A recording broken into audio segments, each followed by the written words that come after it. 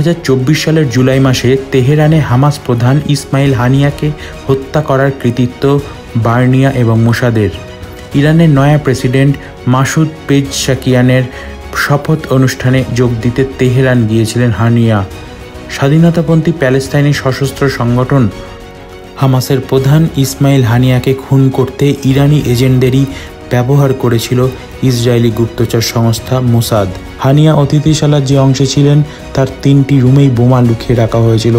সুযোগ বুঝে রিমোট কন্ট্রোলের সাহায্যে বিস্ফোরণ ঘটানো হয়, আর সেই কাজ করেছিল মোসাদেরই 2 ইরানি এজেন্ট। প্রকাশিত ভিডিওটিতে দেখা যায় 2 ব্যক্তি একটি ভবনের ভিতর কয়েকটি ঘরে ঘন ঘন ঢুকছেন।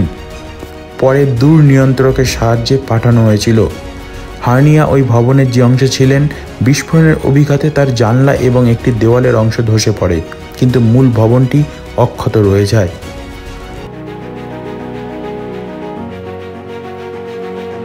ফলো করুন বর্তমান।